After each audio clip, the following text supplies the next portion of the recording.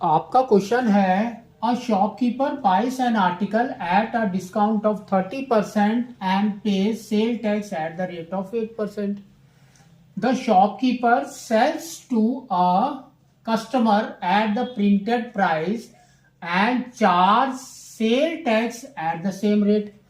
If the printed price of an article is rupees 2500, find the price paid by the shopkeeper. Second, price paid by the customer and the VAT paid by the shopkeeper. Now, so we have to understand this. तो इसको समझो. तो सबसे पहले इसने क्या बोला है कि शॉपकीपर बाइस एन आर्टिकल, उसने खरीदा. ठीक है, तो यहां पर इसका दिया है प्रिंटेड प्राइस दैट इज 2500. तो सबसे पहले शॉपकीपर आएगा.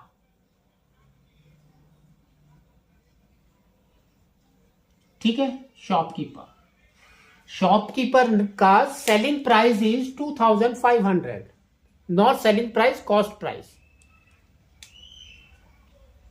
तो we can say cost price is 2500 और कॉस्ट प्राइस से आपका डिस्काउंट नहीं मिलता है, तो that's why we can say this is equal to your mark price और लिस्टेड प्राइस. ठीक है, अब इसका डिस्काउंट है, तो डिस्काउंट कितना मिला उसको 30%. तो आपका डिस्काउंट अमाउंट कितना हो गया, amount is equal to 30% of 2500. तो that is equal to 30/100 into 2500, 00 gone. तो we can say this is nothing but 750 rupees. तो डिस्काउंट अमाउंट इज 750. तो उसका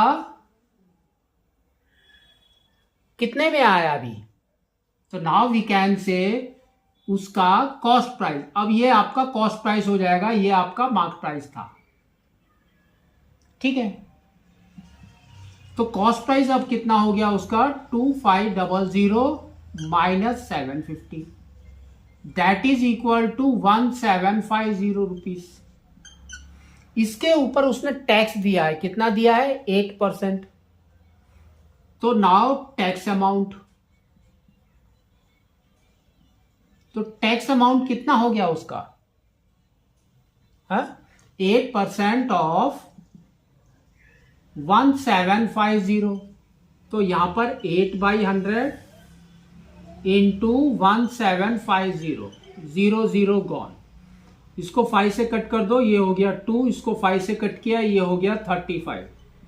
इसको 2 से कट करो, ये हो गया 4. तो नाउ 4 इंटू 35 इज 140. तो टैक्स अमाउंट इज 140. तो अब आपका शॉपकीपर का बिल अमाउंट कितना हो गया, तो we can say bill amount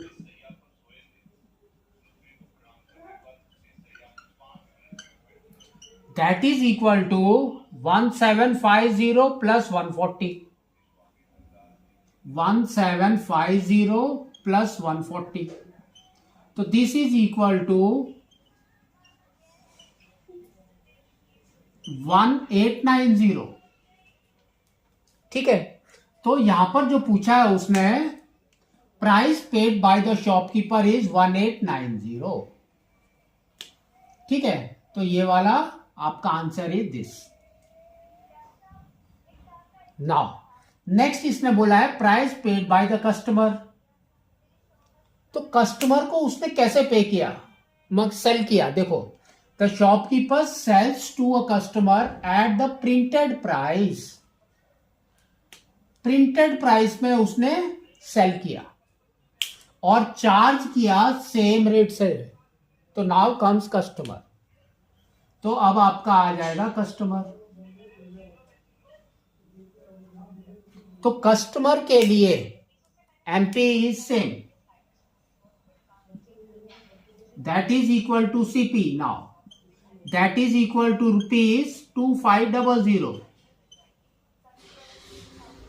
अब इसके ऊपर उसने टैक्स लिया 8%, तो टैक्स अमाउंट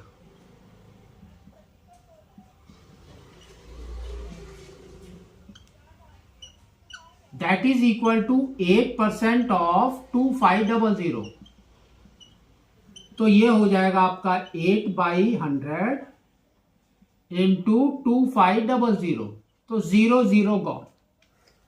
ठीक है, तो देखो 8 इंटू 25 कितना होता है 200,